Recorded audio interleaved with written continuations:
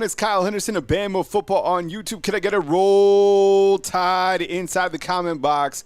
I appreciate you guys for being here. Today is Thursday. It is March 6th. I hope that you are off to an amazing start. And today on the show, we have a hell of a show. Not going to lie. Feeling good about the show format today. Always am. Always feeling good about it. Let me know you're watching from inside the comment box. Welcome James C. to the Fan Funder Club. If you want to support the channel, link in the description box. But just sit back, relax, and get inside the comment box and let's talk some Alabama football. Look, the basketball team took an L last night. We're going to talk about that just for a little bit. Coach Kellen DeBoer spoke to On3's Pete Nakos, talking about that championship level that he sees here at the University of Alabama as he enters year 2. We're going to dive into the Ryan Grubb's interview. Honestly, listening to Ryan Grubb yesterday, who I'm sure you had a chance to watch it. Yo, that was a fantastic assistant coach interview, probably one of the better ones that we've had. So I was curious to see the questions that he would be asked, right? How he would answer those, and everything was like 10 out of 10. That was one of my favorite interviews that we've had in such a long time. I could see why he's such a hot commodity, and I'm glad to have him here in Tuscaloosa, Alabama, coaching up the offense. We're going to talk about some defensive camp risers and some offensive line rotation, all right? And then we'll talk about some freshman feedback. Hope you guys are off to an amazing start. What's up, Chris from New Jersey? I see you inside the comment box, Soli462. Keith Mays, what's up? Coming to us from Charlotte. You got Rich B up in the house. Anita Waters, what's going on? Herman, always checking in the house too. And I appreciate you guys for rocking with me this morning. Yo, so did anybody watch this basketball game last night? All right. So Alabama, they lose another conference game to Florida. This time 99-94 on senior night. The Crimson Tide have now lost its last 4 out of 6 games in conference play. All right. One of the biggest things was that the Gators out-rebounded Alabama last night 50-35, which is absolutely crazy. The Crimson Tide traveled to Auburn on Saturday to finish out the conference schedule. Late season collapse? I guess so, if you wanted to call it that. I mean, look at the gauntlet that they've played. I thought they'd fare out better in those last, 6 games or whatever. Time to panic? I don't think so. What is the issue? Let me hit on this real quick. All right, here's my take. I feel that this gauntlet of a schedule has just been too much for them, okay? It's been harder than, going into the March Madness tournament and battling. Like, the teams that they've played have been, one top 20 team after another. Whether you're on home, whether you're on the road. Lawrence, what's up, man? I appreciate you supporting the channel. So it's not going to get easier, okay? Now, Coach Oates has to figure out a way to get things back on track. I'm not going to throw in the towel on this team, right? Josh is saying it's time to panic. And I just feel that, the other teams have gotten the best of it. The rebounding is concerning. But do they have the heart to finish out on Saturday? I would imagine that Auburn's clearly the favorite playing at home. Those two teams do not like each other, clearly. And then you go into the SEC basketball tournament. Who knows where they will be seated? I don't really know. This was some of the blowback last night on social media. We'll go full screen starting at the top left. Gary says this on X. As a hardcore Bama basketball fan, we really have to ask ourselves, is it time to move on for Nate Oates? Stop that. That's too much. I mean, starting Mark Sears after his struggles all season and now a tragic loss at home. Tragic loss. I mean, look, the loss hurt last night. Is it? No, you are not. Look, if you think that Alabama needs to get rid of Nate Oates, man, something is absolutely. Who else you gonna get? And whoever else you would get is going to be far less than Nate Oates. Embarrassing. Yeah, that hurt last night on senior night. Auburn Einstein says, at least you got your biggest win of the season last night. I guess he was saying that to Florida. Southern Charm Sports, hope you'll have a better night than Bama basketball. Well, looking at Bama basketball, I was reading their press clippings, basically reading into the rat poison. I could maybe see that. Let's see. Roll Tide Roll, Cold Beer says, damn, we're really about to go 2-5 to finish the year. That could be fact, right? You got Terry saying, why would anyone drive to the basket and take a 2 points with under 15 seconds, down by 7? Alabama Crimson Tide, forever Crimson, there at the bottom says, disappointing this basketball team. I love Nate Oates. Historically, this is the golden era. Being 2 or 3 seed for us is excellent. Would much rather this than living on the bubble. Heck, we made the Final Four last year, but we did not reach our potential. Yeah, I think, when looking at this basketball team, let me ask you this. Do you still feel, if you follow Alabama basketball, do you still feel that this team has enough to be a title contender? Do you think they have enough to win the SEC tournament? Maybe we should start right there. Do you think they have enough to beat Auburn on the road? All right, there's many more challenging games for this basketball team coming up. They've just went through a gauntlet, and it's not going to stop. The rest of the year is going to be hard. Nate Oates after the game, I'm not panicked that we're losing. It's more concerning how we lost. Getting out-rebounded by 15, not getting the 50-50 balls, says this. I would anticipate us being a lot better on Saturday at Auburn, said Nate Oates following the loss to Florida. So definitely on the struggle bus, something that you don't like to see with the basketball team that has an elite roster, so much depth, quality coach, playing at home, it's not the late season that I imagined where we would be. I don't know if it's time to panic. It is kind of a late season collapse. Maybe this will kind of buoy them to to rise to the occasion in the back end. I don't know. It's up to this guy right here, Nate Oates. They clearly have the players. I say that, and I'm like, damn, like Cliff Amore, man, how do you feel about him? Sometimes I feel like the big man is out of position a little bit down low. Do I think he'd be that he was better? I thought he might be a little bit better than where he's playing right now. Maybe, but sometimes you see like a late season surge. Josh inside the comment box says, anyone who thinks we should fire Nate is clueless and ridiculous. 100%, bro. Yeah, Jarvis, I kind of agree, man, with Cliff Amore. I don't think that – I thought he would be a little bit better. And in order to really make a run, like a true run, you need a big man that can bang, that is in the right position, that can kind of be a force when he needs to. And I don't think that he's that. He's better than what they had last season, but I don't think, like, he's elite. I think he's good. I don't think he's elite. Big difference, right? Byron says not getting our money out of Alabama, out of Cliff. Yeah, probably so, right? So anyways, Alabama basketball, as you know, goes to Auburn. We'll see what happens. Look, ever since this team flipped off the world, I've kind of been, following this baseball team. Okay, number 23 Alabama baseball, 14-0 now, defeated number 19 Troy 3-1. And a pitcher's duel on Wednesday. That's coming from the University of Alabama, UA Athletics at Thomas Stadium. It was bring your dog to the ballpark yesterday. Justin LeBron, this guy, it's like, get on this train for Justin LeBron. This guy has 9 home runs this year in 14 games, which is tied, I think, for the nation's lead. And he has 34 RBIs. He had a 2-run blast last night as Crimson Tide defeated number 19 Troy 3-1. Next up is Presbyterian College for this red-hot Alabama baseball team. 14-0.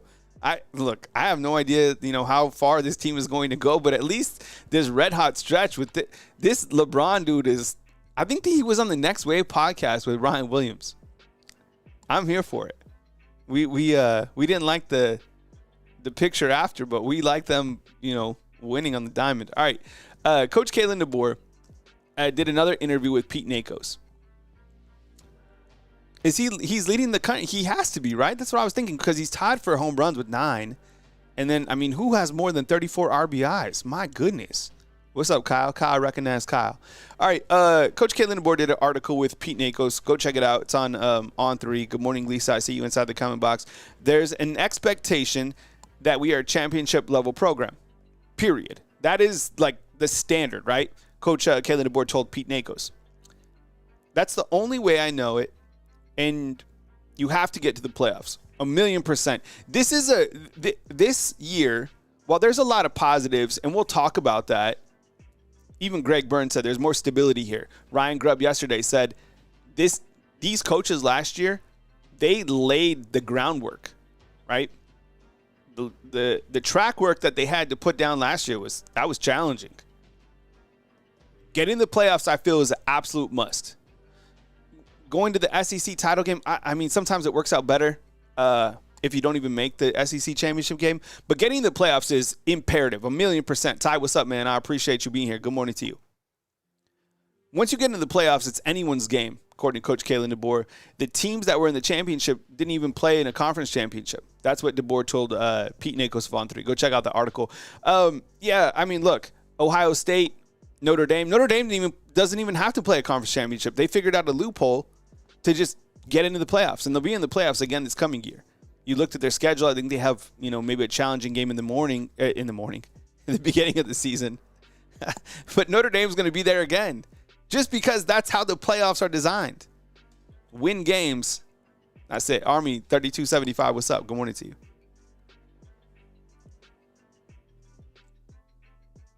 you. Jarvis inside the comment box says, the way the playoffs are set up now, if you just reach your conference title game, you are automatically in. Yeah, good point. I would imagine that this year's kind of Boise State will be UNLV. That's just my early season prediction. So I got UNLV in the playoffs. I got Notre Dame. I got Oregon. Kevin T. Cook, what's up, man? I appreciate you, bro. Hope you're off to a really strong start on Saturday. Jesus. It's Thursday. All right, defensive camp risers. All right, you've seen what I've seen. I've talked to some people close to the program. You know who has some really good footage? I always like to give shout-outs to, all the team riders and, whether it's Rivals, On 3, 247. Those guys, they put in so much work. Do an amazing job. Don't forget about Justin Smith of Touchdown Alabama. I think he's like a rising star. That guy is really talented. He gets really good footage. If you go out on X or just Touchdown Alabama, he has amazing footage. They have a really good YouTube channel as well.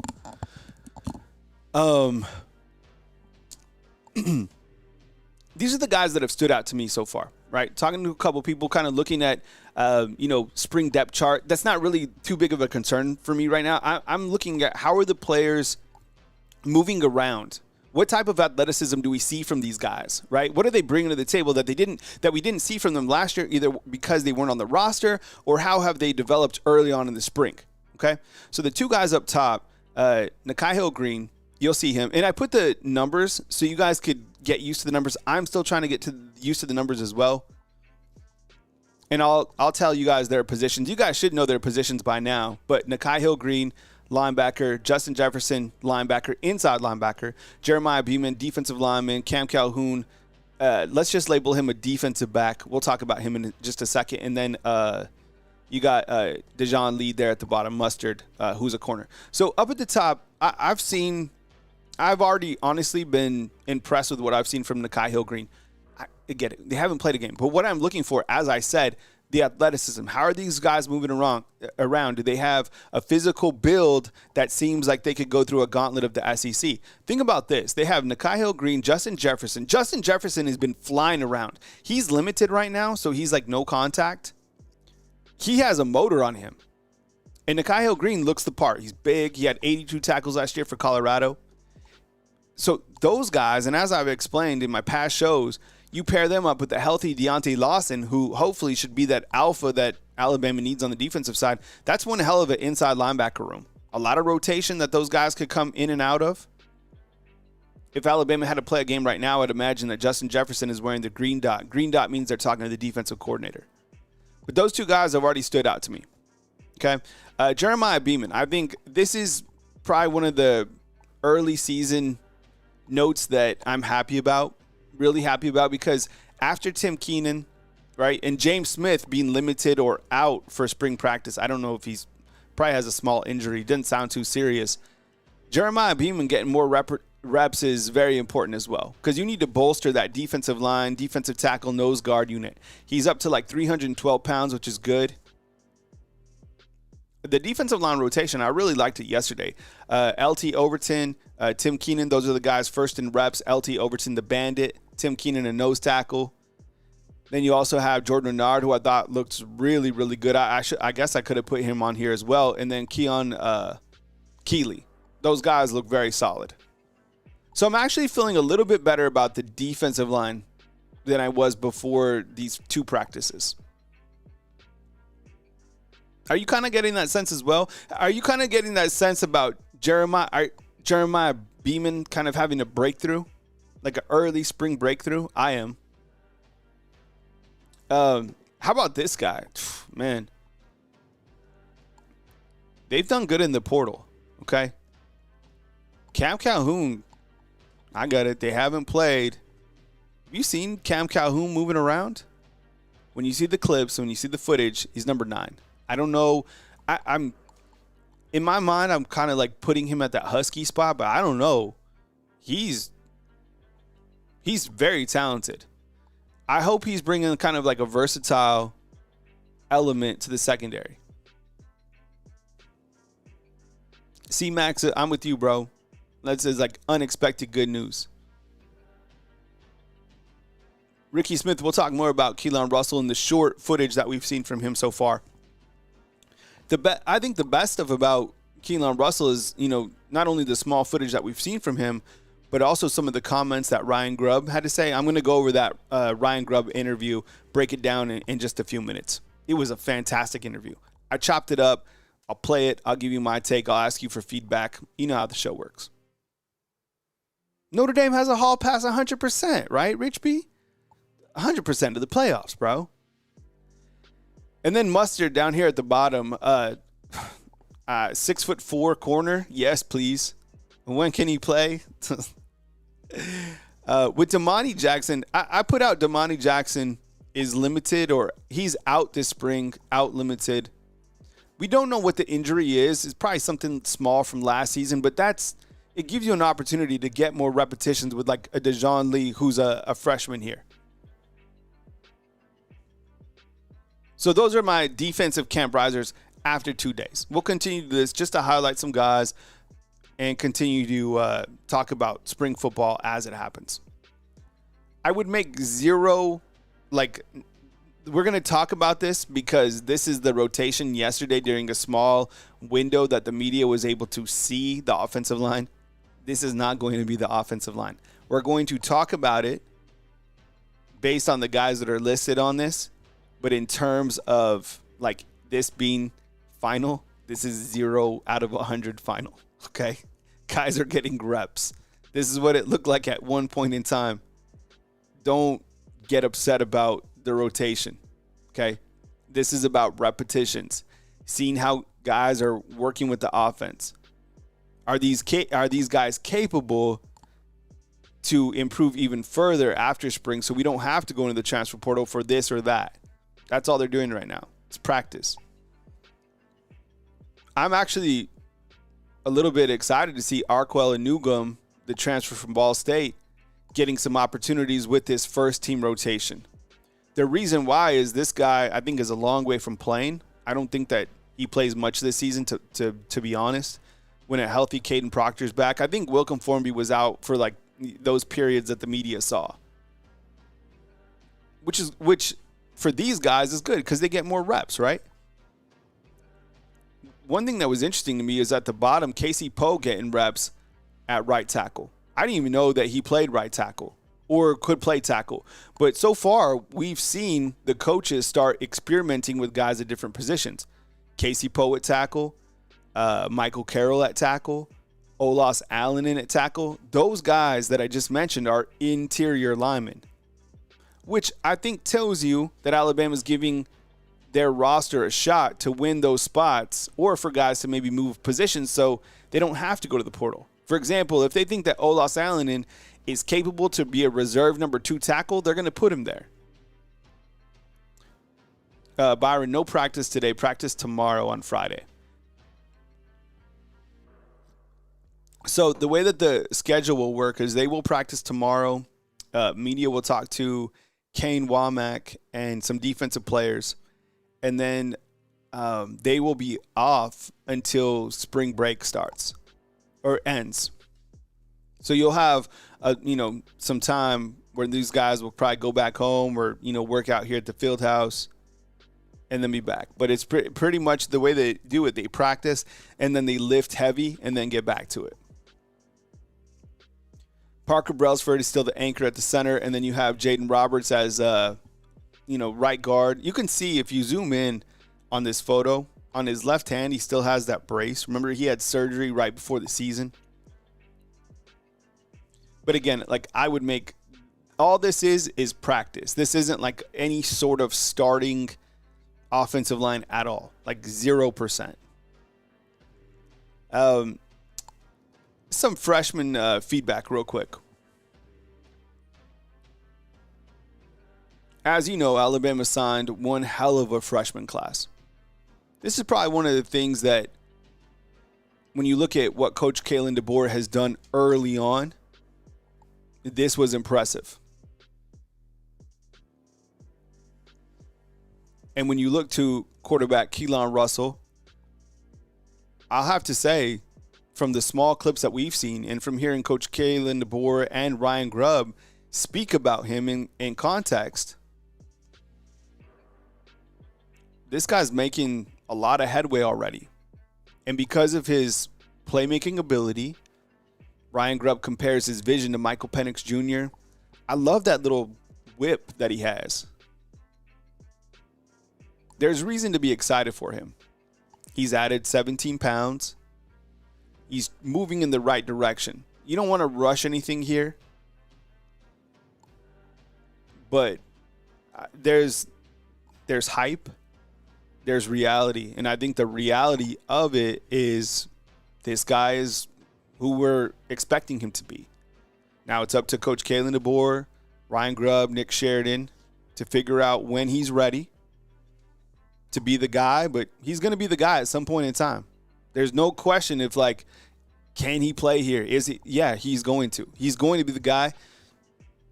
We just have to figure out when. Checkmate, what's up, man? See you inside the comment box. Ebony, good morning to you.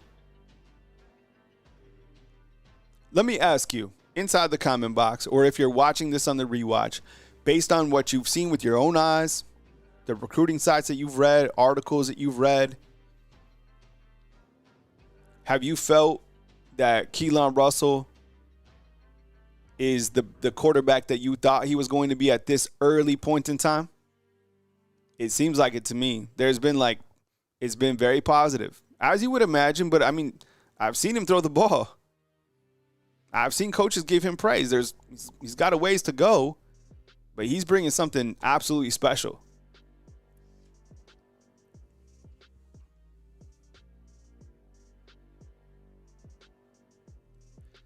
Latsier Brooks is another wide receiver that I wanted to highlight. He's number 17.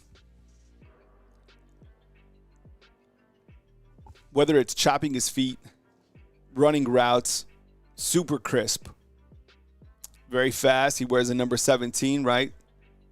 Jalen Waddle wore that when he was here at the University of Alabama. That's a big number to wear. There's a ton of wide receivers that are above him right now. He's got something special as well. He's got kind of that shake and bake. And he also, every time I see him, he's like up in the air making some incredible catch. Some guys are able to bring that. Some guys have that as part of their game. Mark, what's up, man? I see you inside the comment box. Amanda, good morning to you. So the wide receivers, and even with Ryan Grubb, I mean, you heard him. He was asked about the wide receivers. And it doesn't seem like he sugarcoats stuff. I like that.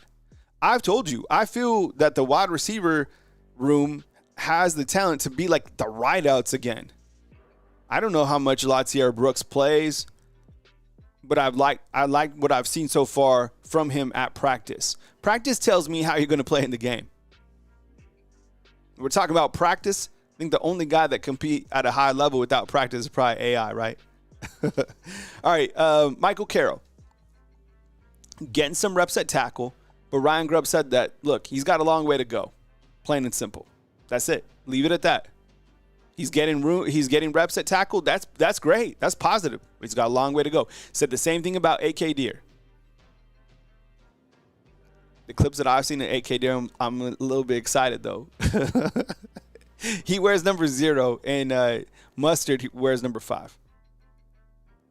That whole running back room is lovely. Daniel Hill is crazy to me that he's 242 pounds. And old Mustard here down at the bottom, 6'4". I saw some footage of him yesterday. It's like, man, if you can retain these guys, I know that's what scares us now. All these guys that I just listed here, and there's many more of them. I just highlighted 5 of them. This is some good freshman feedback early on. All right. Okay. Let's continue. All right. I think what we're going to do now is go over Ryan Grubb's interview yesterday. How this is going to work, I'm going to play some of his sound bites from yesterday, and then I'm going to give you my take, right? We're going to go back and forth. We'll point out things that make our ears perk up. And that's one of the things that, when you're watching these interviews, if you guys could, inside the comment box from time to time, let me know what makes your ears perk up. Those are always because there's always something that you're like, wait, what? All right, so here's Ryan Grubb yesterday in his interview. I'm sure you've watched it. It was fantastic. If you haven't, make some time to just go back, listen to what he had to say. But I'm going to pipe in kind of some of the best sound bites from yesterday. We'll pause it and we'll go over it. But here's Ryan Grubb talking about each of the quarterbacks to start off with. A lot of things. I think that they each, just like any quarterback, have their own individual, strengths and weaknesses. And I think, Ty has done a good job. I thought he had the biggest jump from day 1 to day 2, just as far as being able to take in all the information, process quickly and move. Austin's done a really good job of showing command for a young player.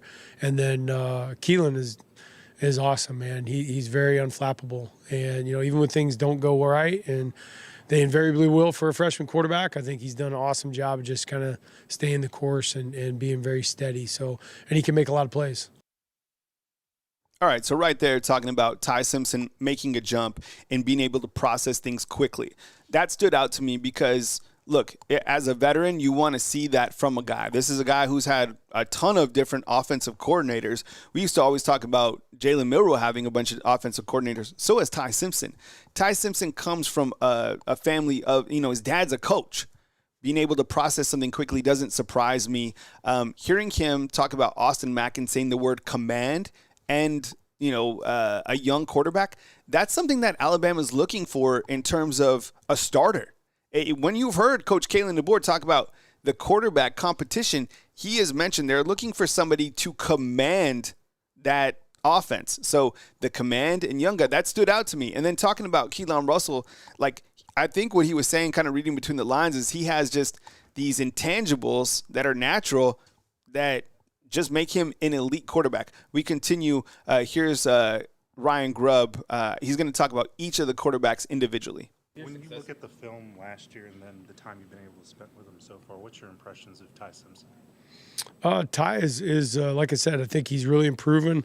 The thing I like and appreciate about Ty already that I can tell is he's very serious, about wanting to succeed, and I think he's had the mindset that he's been ready, in that he's kind of waiting in the wings, so to speak. So I think for me, it's just, I know that he's committed to the process. And I think that that's what makes great quarterbacks. As long as he understands that it's going to take a little bit and he's got to be committed to those steps, he's going to do great.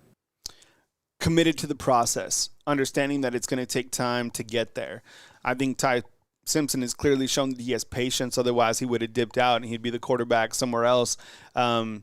It takes, and we want someone here that is committed to the process. We want someone here that is going to work with the coaching staff to get better, to elevate this offense. I think that's the biggest thing about whoever takes over the quarterback position is we have to be able to elevate the offense. Over the last several years, as I've showed many graphics, and sometimes we look at a pie chart or a graph, Alabama's offense has trended the opposite way, 100%. The last 3 seasons, Alabama's offense has gone the opposite direction of what we want. So whoever takes over this offense has to be able to kind of trust in the process, listen to these coaches, get to where this offense can be absolutely rolling. Because, like, let me ask you, if we have, if we figure out this offensive line and the offensive line is good, what's the downside of this offense? Like, they should be absolutely elite. This should be the best offense that Alabama has had since 2020, period. That's huge. The 2020 team was fantastic. 2021, I guess, maybe we could say the best since 2021, because 2021 was pretty good too. But you have to take a step forward, and the quarterback has to be able to kind of buy into that process, wait its turn, and be able to hit the ground running immediately in August. Coach Kalen DeBoer said recently that we're a long way from figuring out who the quarterback is going to be. I like that, and I don't. One of the only things, and I've said this very openly many different times, that I didn't like about Coach Saban is how we handled, the quarterback competition at one point with the whole cake bake-off. I don't like that. Like, let's get to a point when you're ready to make the decision and then make it and then just ride with it. We continue. Here's Ryan Grubb talking about Austin Mack. You played a big role in recruiting Austin Mack. Just how excited are you to get your hands back on him and work with him again?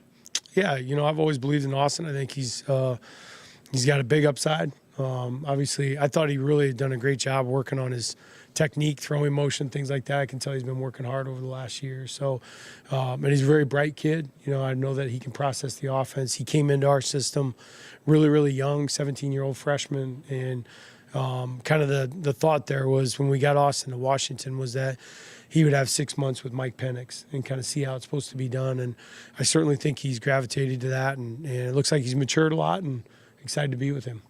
I love that. Look, one of the things is Austin Mack was specifically recruited by Ryan Grubb and Kalen DeBoer. And as you saw, they wanted to bring him in and have that opportunity to work with Michael Penix Jr. And from what he said when he's talked about Austin Mack, he said command, and he's talked about him maturing and working on the mechanics that he has. Austin Mack has something that Keelan Russell and Ty Simpson don't. He's a bigger quarterback, 236 pounds. I don't know if that relates to chin, but you want a quarterback back there that can survive the gauntlet of the SEC, right? That's one of the things that, Milroe was able to do, was get knocked down 44 times and pop up 45 times. So, look, Austin Mack, does he throw the best ball? Does he have zip on it? Well, we want to see that. But when you start talking about command and you start talking about players kind of that these guys have recruited, maybe like Austin Mack has a better shot to be a quarterback here than we're giving him credit for. Look, we're talking about Keelan Russell nonstop and Ty Simpson. Is there anyone, I'm going to always ask this, is there anyone out there inside the comment box that thinks that Austin Mack could be that dark horse to be the quarterback here at the University of Alabama? Let me know inside the comment box. We continue. Ryan Grubb now talking about Keelan Russell. He plays. What's going to be your compared to other young quarterbacks that you coach? It's been a while. I thought, one of the things I noticed, think about Jake Haener way back to Fresno State, who's at the Saints now. Jake had a really whippy, quick release. Once he made his decision, he was very decisive with the ball. I see that with Key a lot. And then Keelan's vision reminds me of Mike a little bit. Penix, he has good, wide vision with the field and can see it even when he doesn't know exactly what's going on. So he's still working through all the processes, but he'll get there. He's a good player. Look, I mean, what he said in terms of seeing the field on a wide lens, yes, because as I mentioned, with the weapons that Keelan Russell has at his disposal, let's just say you get Keelan Russell out there right now, and it's not even going to be, let's just not even say he's a starter. Let's just say we go out there and it's practice, okay?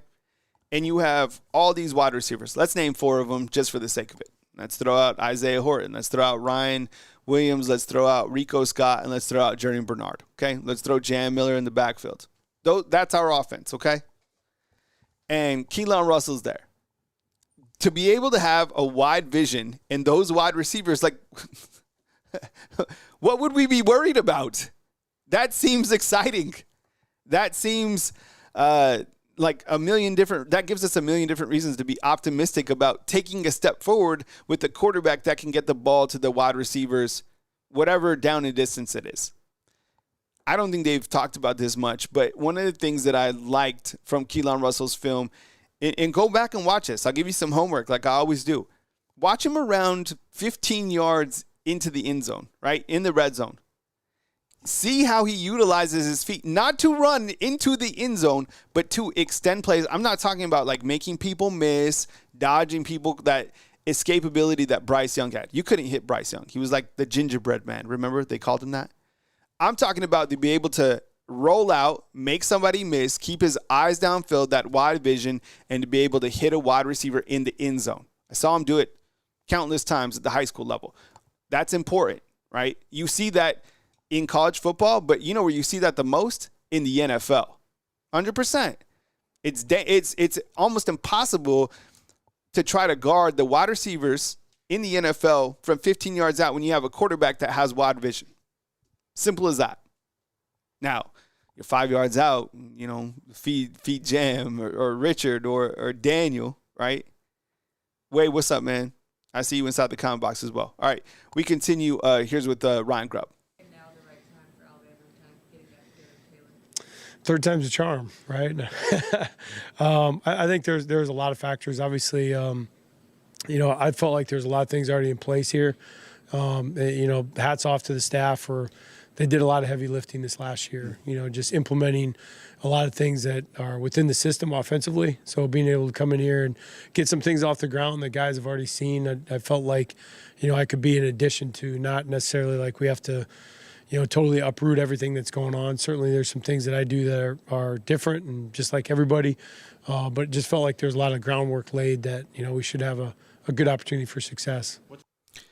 I love that because – and I said this yesterday on our afternoon show.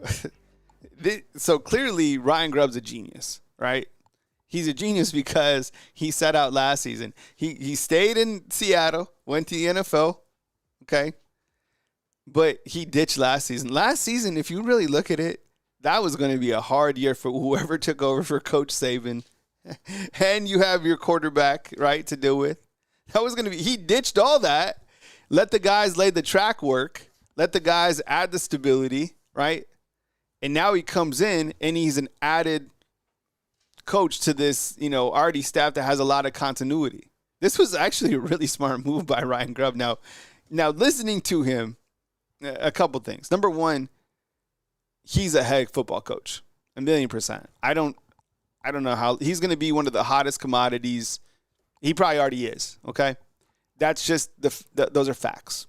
And I know that hurts to hear, but I think listening to Ryan Grubb and now kind of even like this 10-minute interview, I understand why he was so hurt about not getting the job at Washington. This guy's ready to be a head football coach. He should have been probably the head football coach for Washington after Coach Kalen DeBoer. It sounds like they kind of did him wrong. For him, lucky enough, it worked out to where he could coach Seattle and not uproot his family. Now that he has, I guess, uprooted his family and he's here, I don't think it's going to be very long until he gets an opportunity to be a head football coach somewhere else. It happens all the time. Since I've been here, I can't even name all the offensive coordinators because they've came in and out, right? But this guy screams NFL, you know, college level coach, head coach, 100%. So you think about it. I mean, you got Kalen DeBoer, head coach, Ryan Grubb, head coach. Kane Womack was a head football coach at South Alabama, and then Mo Lindquist was the head football coach at Buffalo. I mean, those are 4 head football coaches that are on the staff. This guy really blew me away. Let's finish out this interview. What's going to be your approach with how you kind of oversee the offense? Because you have Nick Sheridan now with the quarterbacks, but obviously that's a high, important position. Yeah. Are you going to spend more time there, you think, or just? Yeah, I always think it's got to start with the quarterback room. You got to have if I don't have a relationship with the guy that's throwing the ball or in the huddle on Saturdays, I think that, you know, I'd be putting Alabama at a disadvantage. So I always got to be on the same page with those guys in sync. Nick being here obviously is a huge advantage to me just because it gives me the flexibility to be in the rooms that I need to be in and talk to the people I got to talk to. And so I think that part for me has been it's been awesome already. You know, that way if another position group or coach needs help, I can move myself into that room and try to, you know, utilize my skills with the offense somewhere else. But, yeah, most of the time it's always going to be with the quarterbacks.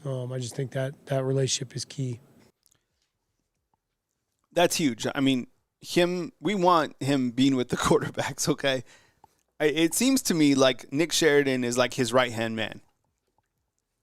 we all know that Nick Sheridan, I would imagine he gave his best effort to be the offensive coordinator here last year.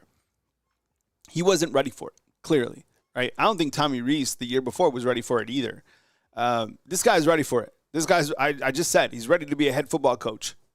So him coming in as the OC and just listening that he's going to be specifically, when he can, be with the quarterbacks, that's great. Because this team, this program, this organization hasn't had a quality quarterbacks coach since 2020, period. They haven't, right? That's 4 seasons without somebody really grooming and elevating the quarterbacks, which is a completely disservice to the university.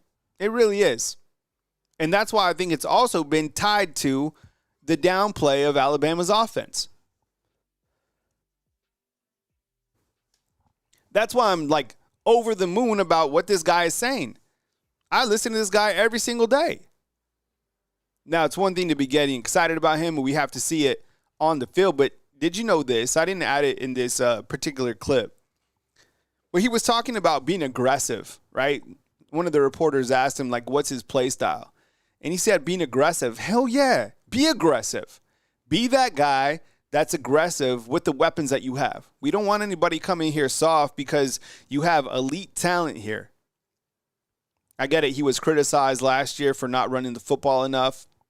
If you kind of dive into the Seattle Seahawks situation, I think their offensive line was the reason that they couldn't run the football. And this guy was, using the weapons that he had. And that was Geno Smith throwing it to Jackson Smith and Jigba. By the way, I had him on fantasy football, and it was crazy. Smith and Jigba, look, Ohio State has had the wide receivers too, okay? Smith and Jigba was unbelievable. There'd be games he racked me up like 42 points.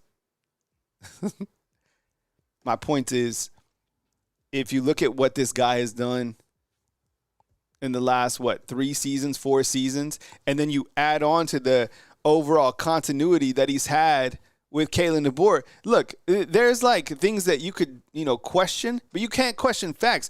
Where Ryan Grubb and Kalen DeBoer, when those guys have been together, good things have happened, and they won a ton of football games.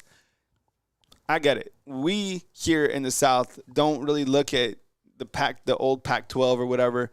We don't have a lot of respect for those programs. We just don't. Like, that's just how it is. But who the hell would have thought that they would have taken Washington to the title game? Who would have thought that he would have developed a quarterback like Michael Penix Jr.? By the way, Atlanta Falcons, you have your guy. Michael Penix Jr. he's a baller, right? I think he just needs more time. Here's Ryan Grubb will finish it out. Obviously, with past experience with Jamarcus Shepard, Nick Sheridan, Kalen DeBoer, is that dynamic kind of returning to that? Is it kind of like riding a bike?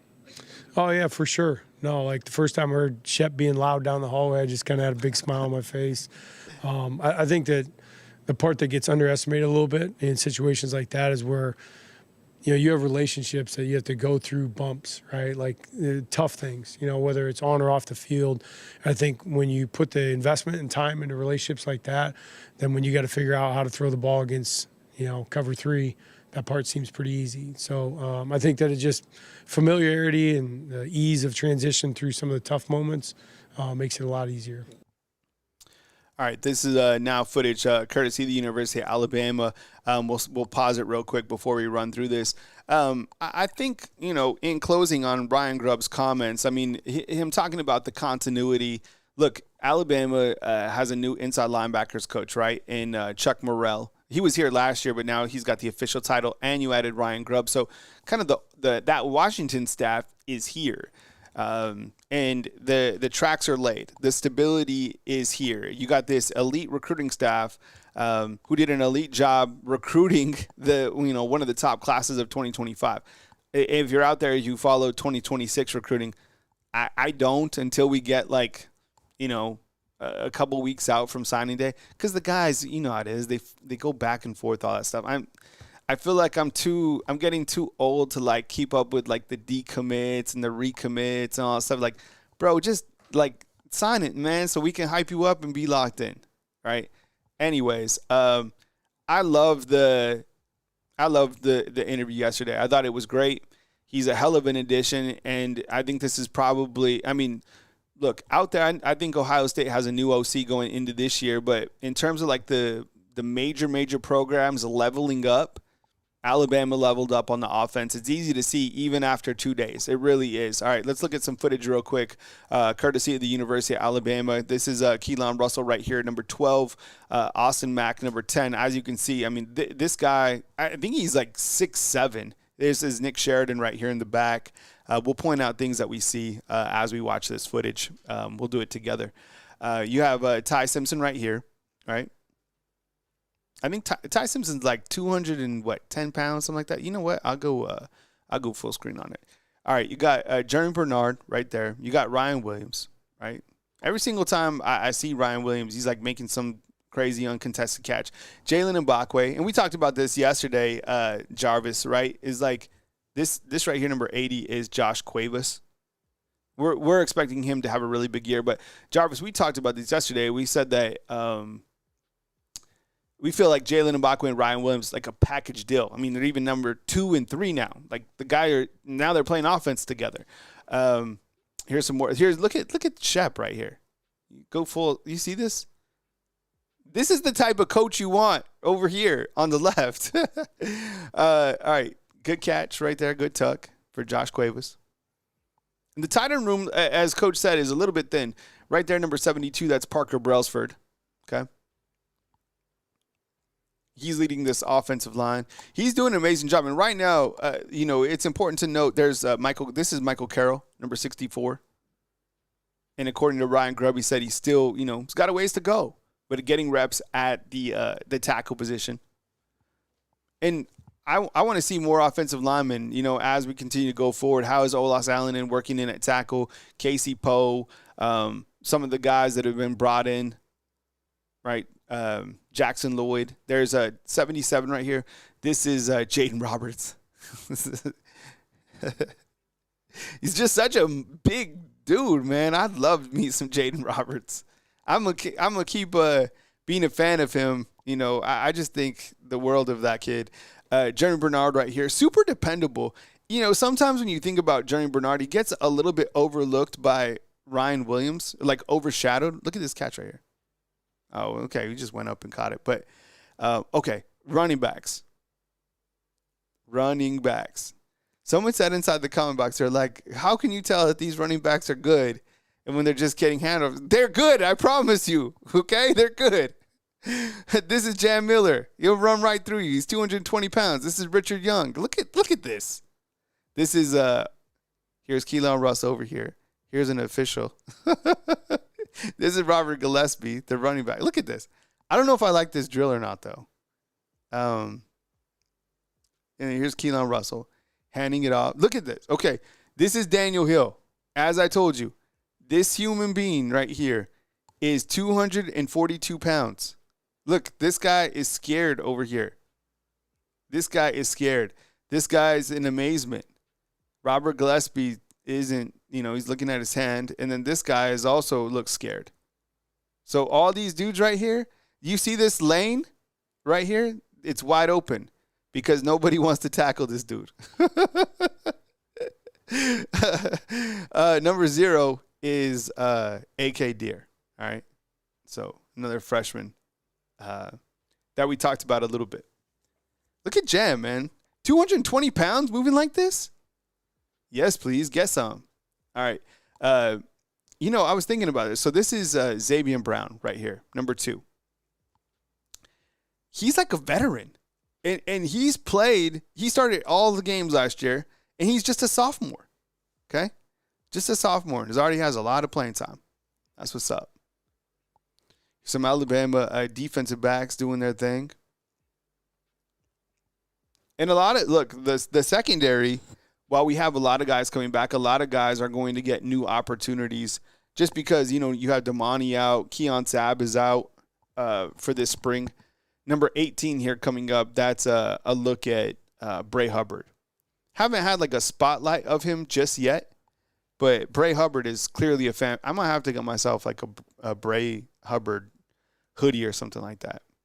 But here's the DBs, all right, in action. A lot of new names, a lot of new numbers. DBs in action. Oh, here's that shot of Bray right here. Yo, this guy was fantastic, right? Last year. So yeah, there's your footage from yesterday, courtesy of the University of Alabama. And I guess the linebackers here, you'll see. I think we have a shot here of 41. 41 is Nakai Hill Green. Here, look at this. As I talked to you guys earlier on my defensive risers, he's certainly one of those guys. Daryl Duke Johnson right here, number 15. I think we have a shot of Luke Metz in another video. Here's a defensive line. I've mentioned that I like Jordan Renard, who is right there, number 11. This is Keon Keeley. Look at this dude. All right. Looks good to go. He'll get opportunities at some point in time. You know, I can't wait to see it because he's a guy we've been talking about for a long time, is Keon Keeley. Just hope he stays patient and continues to be part of the process. But that's the show today, fam. I hope you guys had a good Thursday show. I appreciate you guys rocking with me. 217 of you right here on Bama Football on YouTube. I really appreciate it. You know, I put a lot of time into the graphics and to the detail because you guys deserve the best. Even put on a blazer today for you guys. So when news breaks, I got you covered at Bama Football on YouTube. I also have interviews that I break up or videos that I break up and upload to the channel. You can follow us on our Facebook channel as well. These are also uploaded later in the day to Apple Podcasts and to Spotify. I do everything 100% myself, and my heart goes into it. So, you know, every single show, opportunity for me to get better and for us to talk Alabama Crimson Tide football.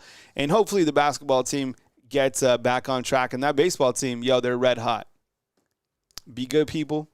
And enjoy yourself. I'm actually, you know what? You know where I'm going right now? I'm off to, or later in the day, here in a little bit. Innisfree, all right? So I'm headed to the free. Not to party, but to eat lunch with the fellas. If you have, Innisfree has good food, all right? Obviously, I'm too old to be going out, and hanging out at Innisfree, but the food is good there. That golden wing sauce is fantastic. And the shepherd's pie, if you ever find yourself needing a shepherd's pie, go to Innisfree. Head to the free. All right, coming to you from beautiful Tuscaloosa, Alabama. Kyle Henderson, Bama Football on YouTube. I love you, fam. I'll see you next time right here on Bama Football.